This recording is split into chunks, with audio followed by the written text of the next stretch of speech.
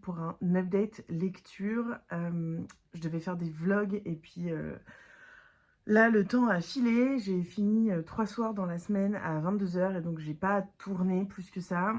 Donc j'ai décidé de vous faire un petit update lecture, notamment de La Sage-Femme de Berlin, de La Lettre à Zola de Nadège Erika, et puis également d'un roman qui est en précommande, qui est sorti chez les éditions Hurlevent. En tout cas, c'est possible de le commander avec un nouveau jaspage, etc. Enfin, de toute façon, je vous mettrai l'image du roman. Et donc, voilà, je vais vous parler un petit peu de ce livre-là aussi. On va commencer par La Sage-Femme de Berlin de Anna Stuart. C'est un roman qui est une suite, et je trouve ça un petit peu étrange d'ailleurs de ne pas l'indiquer sur le livre, parce que c'est la suite du roman La Sage-Femme d'Auschwitz, de la même autrice. Roman que j'avais beaucoup aimé, qui parlait du plus beau métier du monde dans l'endroit le plus atroce du monde. Et ça avait été un roman qui m'avait énormément touchée. Je ne vais pas vous parler de ce que ce roman raconte en tant que tel, parce que ça viendrait vous spoiler et ce livre et le livre d'avant. Ce que je peux vous dire, c'est que on retrouve ce métier que je trouve incroyable.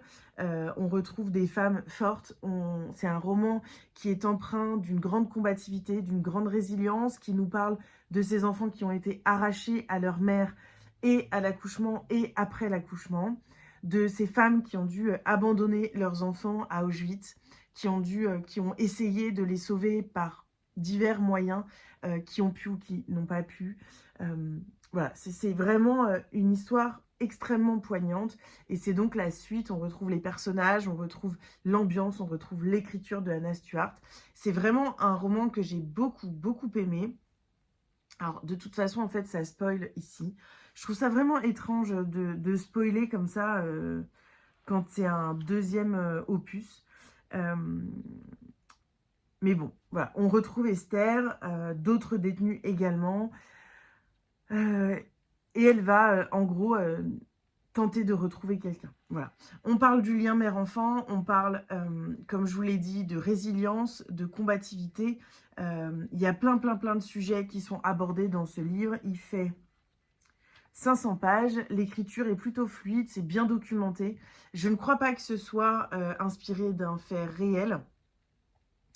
Pendant la Seconde Guerre mondiale, la sage-femme, celle du détenu des best-sellers sont devenus... Okay. Je ne crois pas que ce soit inspiré de faits réels, mais en tout cas inspiré forcément des sages-femmes d'Auschwitz. Et donc voilà, c'est extrêmement intéressant. Voilà pour ce roman. Ensuite, j'ai eu la chance de découvrir, parce que Nadège Erika, donc l'autrice de Mon Petit, ce roman-là, dont je vous ai parlé il n'y a pas longtemps et qui a été un énorme coup de foudre. Je suis tombée amoureuse de Nadège Erika, de son écriture, de sa façon d'être sur les réseaux, de ce qu'elle partage, de ce qu'elle dégage, et de cette histoire, bien sûr.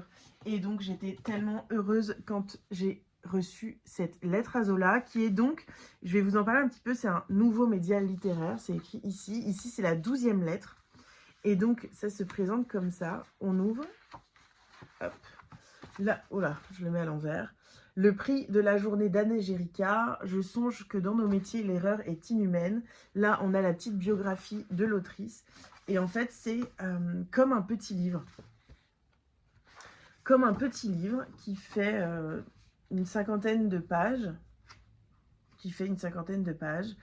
Et il y a plusieurs livres qui sont sortis, notamment un de Mathieu Palin, Au pays de la bouffe, mais également Blandine Rinkel, Abigail Assor, Arthur Dreyfus, Victor Domio, Frédéric Perrault, Laura Pogioli, Maëlys Besseri, Julia Mali, Salomé Berlaymont-Gilles, Alexandre Gallien et Nadège Erika. C'est donc la 12e lettre. Et c'est un tout petit texte sur le travail de... Alors, c'est assez complexe, en fait. Dans ce livre, elle nous parle de son travail de travailleur social dans des centres qui accueillent notamment des enfants et des adolescents qui ont besoin d'aide. J'ai pas envie de vous spoiler parce que c'est extrêmement court. Elle nous parle de situations qui l'ont touchée. Elle vient mettre des mots sur les mots qu'elle a rencontrés, sur les mots qu'elle a ressentis. C'est extrêmement fort malgré que ce soit extrêmement court et surtout c'est extrêmement bien écrit. Je trouve son écriture assez incroyable. J'avais déjà eu cet effet-là dans Mon Petit, qui est une écriture acerbe, directe, qui vient nous prendre, qui vient voilà, nous frapper en plein dans la face. Vraiment, c'est des uppercuts qu'on se prend dans la tête. J'ai trouvé ça incroyable de découvrir son écriture dans Mon Petit. Vraiment, en fait, un coup de foudre pour l'écriture, clairement. Et donc, ici, tellement heureuse de retrouver voilà, cette autrice avec cette petite lettre à Zola que j'ai beaucoup aimée. Et franchement, j'adore le concept, en fait.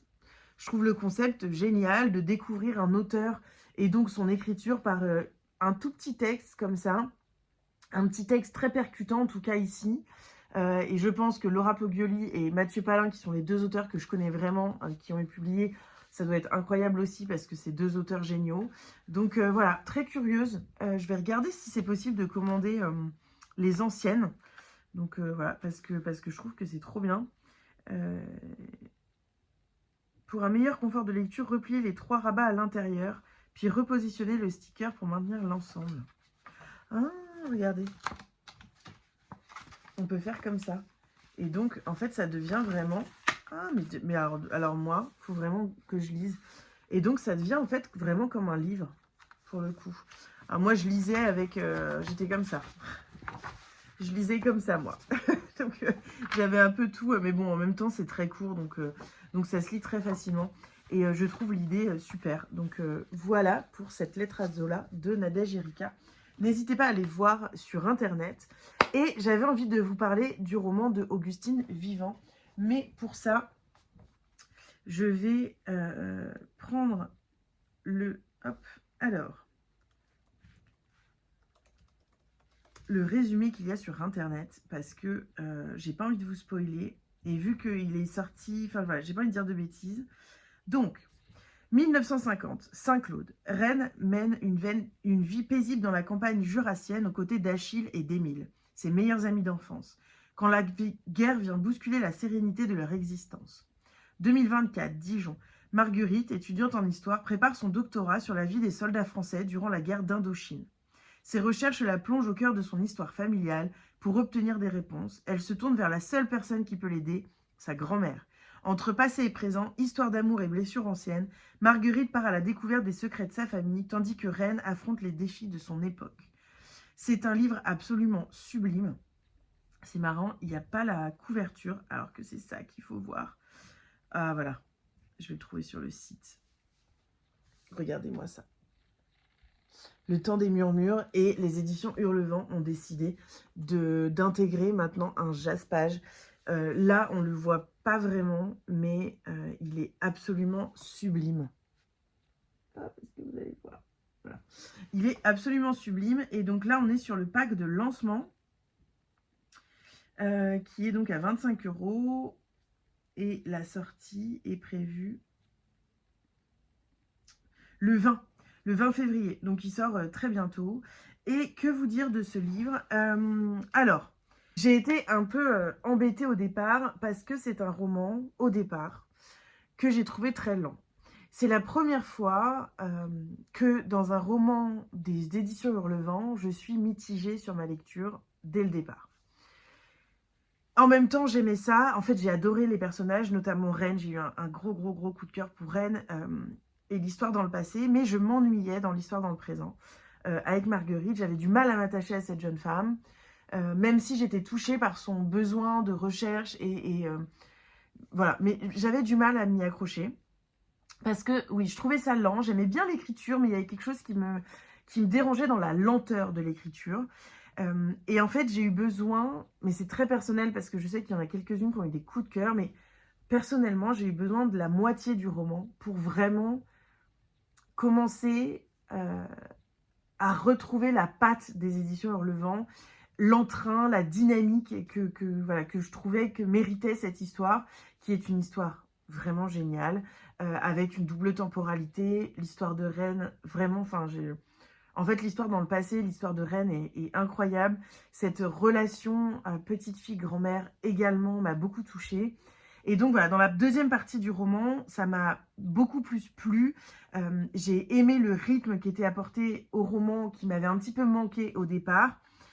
L'écriture est devenue plus prenante, plus rythmée, plus percutante. Il y avait quelque chose de plus incarné dans l'écriture et dans les personnages. Et donc voilà, ça m'a beaucoup plu. C'est vraiment ce que j'ai apprécié. Comme je vous l'ai dit, j'ai eu un coup de cœur pour Reine. Et Le Temps des Murmures, donc ce roman d'Augustine Vivant, c'est vraiment un roman sur l'héritage, la transmission, l'intergénérationnel, le transgénérationnel. C'est extrêmement beau, c'est vraiment un roman qui m'a beaucoup touchée. Voilà, avec les petits bémols dont je vous ai parlé, mais c'est un magnifique roman. Et puis de toute façon, voilà, ça vient agrandir la collection Hurlevent. Et ils ont vraiment une patte, même sur ce roman que j'ai moins aimé, cette patte historique, cette patte de transmission, d'héritage, d'ambiance un petit peu sombre et en même temps très lumineuse. Voilà, j'ai beaucoup aimé. Donc voilà pour ce roman. Bon, c'est un tout petit update lecture, mais j'avais vraiment envie de vous parler de ces livres. J'en avais pas d'autres, je pense. Ouais, non, j'en avais pas d'autres desquels je voulais vous parler, tout simplement parce que je vais vous en parler dans le vlog la semaine prochaine. Voilà, donc je vous fais des bisous, et puis on se retrouve la semaine prochaine pour un nouveau vlog.